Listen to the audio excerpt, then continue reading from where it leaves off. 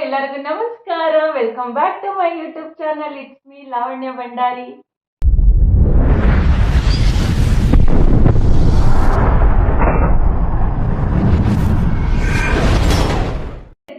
ಇವತ್ತು special video ಅಂತ ಹೇಳೋದ್ಕಿಂತ ಒಂದು ಇನ್ಫಾರ್ಮೇಟಿವ್ ವಿಡಿಯೋ ಅಂತಾನೆ ಹೇಳ್ಬೋದು. ಆಲ್ರೆಡಿ ಎಲ್ಲರೂ ತಮ್ಮನೇ ನೋಡಿರ್ತೀರಾ. ಇಡ್ಲಿ ಈ ವಿಡಿಯೋದಲ್ಲಿ ಏನಿದೆ, ಇಡ್ಲಿ ಎಲ್ಲರೂ ಕುಕಿಂಗ್ ವಿಡಿಯೋ ಮಾಡ್ತಾರೆ. ನಾರ್ಮಲ್ ಇಡ್ಲಿ ಎಲ್ಲರಿಗೂ ಬಂದೇ ಬರುತ್ತೆ. ಇದ್ರಲ್ಲಿ ಏನಿದೆ ಸ್ಪೆಷಲ್ ಅಂತನಾ? ಎಸ್, ಈ ವಿಡಿಯೋ ಫುಲ್ ನೋಡಿದ್ರೆ ನಿಮ್ಗೆ ಗೊತ್ತಾಗುತ್ತೆ. ಇಡ್ಲಿ ಅಂತಂದ್ರೆ ಅದು ಎಲ್ಲರಿಗೂ ಫೇವ್ರೇಟ್. ಯಾರೇ ಆಗಲಿ ಫಸ್ಟ್ ಪ್ರಿಫರ್ ಮಾಡೋದು ಇಡ್ಲಿ. ಎಲ್ಲಾದ್ರೂ ಔಟ್ಸೈಡ್ ಹೋದ್ರು ಇಡ್ಲಿ, ಅಥವಾ ಡಯಟ್ ಅಲ್ಲಿ ಇಡ್ಲಿ ಆಡ್ ಮಾಡ್ತಾರೆ. ಇಡ್ಲಿ ಒಂದು ಬೆಸ್ಟ್ ಫುಡ್ ಅಂತಾನೆ ಹೇಳ್ಬೋದು. ಹೆಲ್ತ್ ಇಶ್ಯೂ ಇದ್ರೆ ಏನೋ ಫುಡ್ ತಿನ್ನಕ್ಕಾಗಲಿಲ್ಲ, ಇಡ್ಲಿ ಹೇಳ್ತಾರೆ ಡಾಕ್ಟರ್ಸ್ ಕೂಡ. ಸೊ ಹೀಗೇನೆ ನನಗೆ ಸುಮಾರು ಫುಡ್ಡಲ್ಲಿ ಏನು ಅನಿಸಿದೆ ಅಂತಂದರೆ, ತಿನ್ನಬೇಕಾದ್ರೆ ಈ ಫುಡ್ಡು, ಈ ರೆಸಿಪಿ ಹೇಗೆ ಕ್ರಿಯೇಟ್ ಆಯಿತು, ಯಾರು ಫಸ್ಟ್ ಸ್ಟಾರ್ಟ್ ಮಾಡಿದ್ದು, ಸುಮಾರು ಫುಡ್ಡಲ್ಲಿ ನನಗೆ ತುಂಬ ಕ್ಯೂರಿಯಾಸಿಟಿ ಇತ್ತು ತಿಳ್ಕೊಳೋದ್ರ ಬಗ್ಗೆ. ಬಟ್ ಅದ್ರ ಬಗ್ಗೆ ತಿಳ್ಕೊಳಕ್ಕೆ ಹೋಗ್ತಾ ಇರಲಿಲ್ಲ. ನನ್ನ ಮೈಂಡಿಗೆ ಆ ಥರ ಬರ್ತಿತ್ತು. ನನ್ನ ಮೈಂಡಿಗೆ ಅಂತಲ್ಲ, ಸುಮಾರು ಜನಕ್ಕೆ ಮೈಂಡಲ್ಲಿ ಈ ಥರ ಬಂದಿರುತ್ತೆ ಅಲ್ವಾ. ಸೊ ಹಾಗೇನೆ ಇಡ್ಲಿ ಅಂತಂದರೆ ಪ್ರತಿಯೊಬ್ಬರಿಗೂ ತುಂಬ ಫೇವ್ರೇಟ್, ತುಂಬ ಇಷ್ಟ ಅಂದ್ರೂ ಇಷ್ಟ. ಎಲ್ಲ ಟೈಮಲ್ಲೂ ಇಡ್ಲಿ ಯಾವುದೇ ಟೈಮಲ್ಲಿ ತಿಂದ್ರೂ ಬೆಸ್ಟ್ ಫುಡ್ ಅಂತಾನೆ ಹೇಳ್ತಾರೆ. ಸೊ ಇದ್ರ ಬಗ್ಗೆ ಒಂದು ಇನ್ಫಾರ್ಮೇಶನ್ ತಿಳ್ಕೊಂಡು, ಸ್ವಲ್ಪ ನಾನು ತಿಳ್ಕೊಂಡು, ತುಂಬ ಜನಕ್ಕೆ ಗೊತ್ತಿರಲ್ಲ, ಈ ಒಂದು ಸ್ಮಾಲ್ ಒಂದು ಇನ್ಫಾರ್ಮೇಟಿವ್ ತಿಳಿಸೋಣ ಅಂತ ಈ ವಿಡಿಯೋ ಮಾಡ್ತಾ ಇದ್ದೀನಿ. ಸೊ ನೋಡೋಣ, ಇಡ್ಲಿ ಸಾಂಬಾರ್ ಚಟ್ನಿ ಇದು ಮಾಡ್ತಾ ಇಡ್ಲಿ ಬಗ್ಗೆ ತಿಳ್ಕೊಳ್ಳೋಣ. ಓಕೆ, ಸೊ ಹಾಗೇನೆ ನಾನು ಜಸ್ಟ್ ಇವಾಗ ತಾನೇ ಎಕ್ಸಸೈಸ್ ಮುಗಿಸ್ಕೊಂಡು ನಾನು ಇವಾಗ ಪೊಮೊಗ್ರನೇಟ್ ತಿಂತಾ ಇದ್ದೀನಿ. ನಾನು ಏನಕ್ಕೆ ಇದನ್ನ ಹೇಳ್ತಾ ಇದ್ದೀನಿ ಅಂತಂದ್ರೆ, ಯಾರು ವೆಯ್ಟ್ ಲಾಸ್ ಮಾಡಬೇಕು, ಬೆಳ್ಳಿ ಫ್ಯಾಟ್ ಕಮ್ಮಿ ಮಾಡ್ಕೋಬೇಕು ಅಂತ ಯಾರೇ ತುಂಬ ಟ್ರೈ ಮಾಡ್ತಿದ್ದೀರೋ ಅವ್ರು ಏನು ಅಂತಂದ್ರೆ, ಆಬ್ವಿಯಸ್ಲಿ ಡಯಟ್ ಫುಡ್ ಫಾಲೋ ಮಾಡಲೇಬೇಕು, ಹಾಗೇನೆ ಎಕ್ಸಸೈಸ್ ಮಾಡಲೇಬೇಕು. ಆ್ಯಂಡ್ ಫುಡ್ಡಲ್ಲಿ ನೀವು ಖಾಲಿ ಹೊಟ್ಟೆಯಲ್ಲಿ ನೀವು 8 to 10 ಸ್ಪೂನ್ಸ್ ಪೊಮೊಗ್ರನೇಟ್ ತಿನ್ನೋದ್ರಿಂದ ವೆಯ್ಟ್ ಲಾಸ್ ಕಮ್ಮಿ ಆಗೋದಕ್ಕೆ, ಹಾಗೇನೆ ಬೆಳ್ಳಿ ಫ್ಯಾಟ್ ಕಮ್ಮಿ ಆಗೋದಕ್ಕೆ ತುಂಬಾನೇ ಹೆಲ್ಪ್ ಮಾಡುತ್ತೆ. ಸೊ ಜಾಸ್ತಿ ಅಲ್ಲ, ಓನ್ಲಿ 8 to 10 ಸ್ಪೂನ್ ತಿನ್ನಬೇಕು. ಸೊ ಸ್ಟಾರ್ಟ್ ಮಾಡೋಣವಾ? ಒಂದು ಸ್ಮಾಲ್ ಇಡ್ಲಿ ಇನ್ಫಾರ್ಮೇಶನ್ ತಿಳ್ಕೊಳ್ಳೋಣವಾ? ಮತ್ತೆ ಇನ್ನಾಗ್ತಾರ ಬನ್ನಿ ನನ್ನ ಜೊತೆ. ಇಡ್ಲಿ ಅಂತ ಬಂದರೆ ಫಸ್ಟು ಸಾಂಬಾರ್ ಚಟ್ನಿ ಟೇಸ್ಟಿಯಾಗಿರಬೇಕು ಮೇನ್. ಸೊ ಪ್ರತಿಯೊಬ್ಬರು ಅಷ್ಟೇ ಕೂಡ ಇಡ್ಲಿ ಸಾಂಬಾರು ತುಂಬ ಡಿಫ್ರೆಂಟಾಗಿ ಟ್ರೈ ಮಾಡ್ತಾರೆ, ಅನ್ನೋಕ್ಕೇನೆ ಡಿಫ್ರೆಂಟಾಗಿ ಟೇಸ್ಟಿಯಾಗಿ ಮಾಡ್ತಾರೆ. ನಾನಿಲ್ಲಿ ಹೋಟೆಲ್ ಸ್ಟೈಲಾಗಿ ಇಡ್ಲಿ ಸಾಂಬಾರು ಟ್ರೈ ಮಾಡ್ತಾ ಇದ್ದೀನಿ. ಇದು ತುಂಬಾ ಚೆನ್ನಾಗಿ ಬಂದಿದೆ. ಜಸ್ಟ್ ಏನಿಲ್ಲ, ಟೊಮೊಟೊ, ಈರುಳ್ಳಿ, ಮೆಣಸಿನ್ಕಾಯಿ ಮತ್ತು ಬೆಳ್ಳುಳ್ಳಿ ಸ್ವಲ್ಪ ವಾಟರ್ ಹಾಕಿ 1 ವಿಷಲ್ ಕೂಗಿಸ್ಕೋಬೇಕು.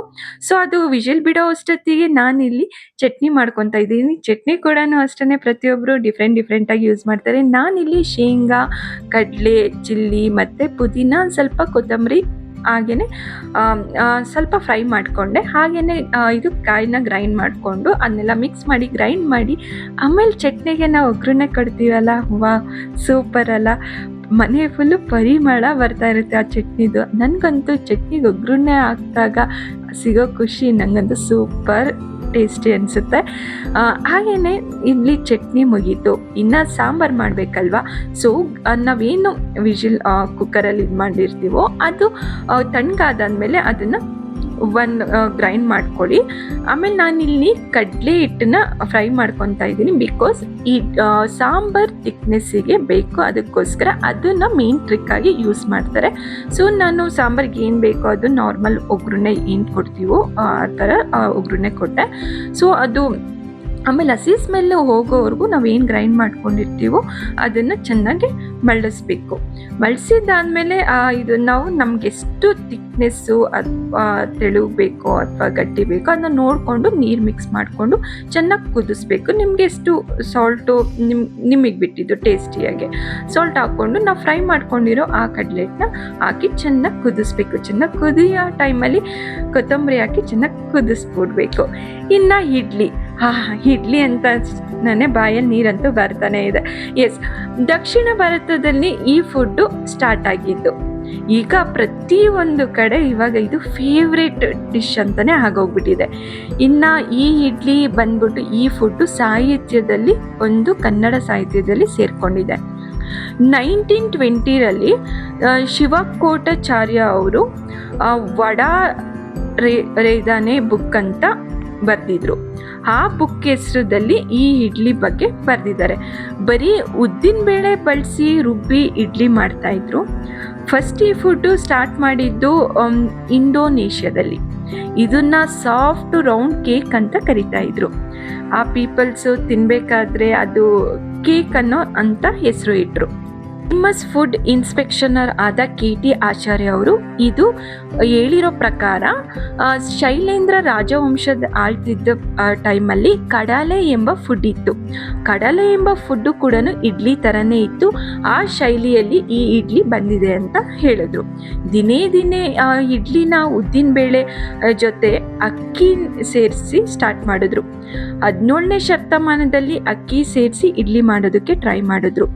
ಇನ್ನು ಅಕ್ಕಿ ಕೊರತೆ ಸ್ಟಾರ್ಟ್ ಆದಾಗ ನಮ್ಮ MTR ಅವರು ರವೆ ಯೂಸ್ ಮಾಡಿಕೊಂಡು ರವೆ ಇಡ್ಲಿ ಅಂತ ಸ್ಟಾರ್ಟ್ ಮಾಡಿದ್ರು. ದಿನೇ ದಿನೇ ಈ ಇಡ್ಲಿ ಎಲ್ಲ ಕಡೆನೂ ಫೇಮಸ್ ಆಗ್ತಾ ಎಲ್ಲರ ಫೇವ್ರೆಟ್ ಫುಡ್ಡಾಗಿ, ಹೆಲ್ತಿ ಫುಡ್ಡಾಗಿ ಇವಾಗ ಇಡ್ಲಿ ನಂಬರ್ 1 ಫುಡ್ ಅಂತ ಬಂದಿದೆ.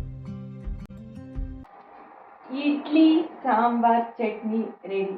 ನೋಡಿದ್ರಲ್ಲ ಎಷ್ಟು ಈಸಿ ಆ್ಯಂಡ್ ನೀವು ಕೂಡ ತುಂಬಾ ಬೇಸಿಕ್ ಇನ್ಫಾರ್ಮೇಷನ್ ತಿಳ್ಕೊಂಡ್ರಿ ಅನ್ಕೊತೀನಿ. ಸೊ ಇಷ್ಟವಾಗಿರೋ ಫುಡ್ ಬಗ್ಗೆ ತಿಳ್ಕೊಂಡ್ರೆ ಎಷ್ಟು ಖುಷಿ ಆಗುತ್ತಲ್ಲ. ಮತ್ತು ಇನ್ಯಾಕೆ ತಡ, ಟೇಸ್ಟ್ ನೋಡೋಣ ಹೇಗಿದೆ ಅಂತ.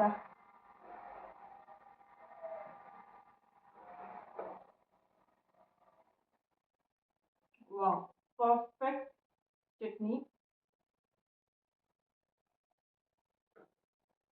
ಸಾಂಬಾರಲ್ಲಿ ಇಡ್ಲಿ ಸಾಂಬಾರು ಹೆಂಗಿರುತ್ತೋ ಹಾಗೇನೆ ಇದೆ. ಸೊ ನಾನು ವಿಡಿಯೋದಲ್ಲಿ ನೋಡಿದ್ರಲ್ಲ ಇಡ್ಲಿ ಸಾಂಬಾರು ಹೇಗೆ ಮಾಡೋದು, ಸೇಮ್ ಅದೇ ಟಿಪ್ಸು, ಸಿಂಪಲಾಗಿ ಮಾಡಿ ಹೋಟೆಲಲ್ಲಿ ಕೊಡೋ ಟೇಸ್ಟೇ ಬರುತ್ತೆ ಇಡ್ಲಿ ಸಾಂಬಾರು. ಸೊ ಇಡ್ಲಿ ಬಗ್ಗೆ ತಿಳ್ಕೊಂಡ್ರಿ, ಹಾಗೇನೆ ಹೆಲ್ದಿ ಫುಡ್. ಸೊ ನಿಮ್ಗೂ ಕೂಡ ತುಂಬಾ ಇಷ್ಟ ಆಗ್ತಾ ಇದೆ ಅಲ್ಲ ಇಡ್ಲಿ ತಿನ್ಬೇಕಂದ್ರೆ. ಮತ್ತೆ ಇನ್ಯಾಕೆ ತಡ, ಹೋಗಿ ಆರ್ಡರ್ ಮಾಡ್ಕೊತೀನಿ, ಇಲ್ಲ ಮನೇಲೇ ಮಾಡ್ಕೊತೀನಿ. ಆದರೆ ಒಂದು ಏನಂತಂದರೆ, ನಾವು ಇರೋದೇ ಚೆನ್ನಾಗಿ ತಿನ್ಕೊಂಡು ಇರೋದಕ್ಕೆ. ಆದರೆ ಹೆಲ್ದಿ ಫುಡ್ ತಿನ್ನಿ, ಜಂಕ್ ಫುಡ್ ತಿನ್ನಿ, ಆದರೆ ಜಾಸ್ತಿ ಬೇಡ. ಅದೇ ಬೇಡ, ಜಸ್ಟ್ ಯಾವಾಗಾದರೂ ಒಂದ್ಸತಿ ತಿನ್ನಿ, ಅದನ್ನೇ ರೆಗ್ಯುಲರಾಗಿ ತಿನ್ನೋಕೆ ಹೋಗ್ಬಿಡಿ. ಆದಷ್ಟು ಹೆಲ್ತಿ ಫುಡ್ಡು ಪ್ರಿಫರ್ ಮಾಡಿ.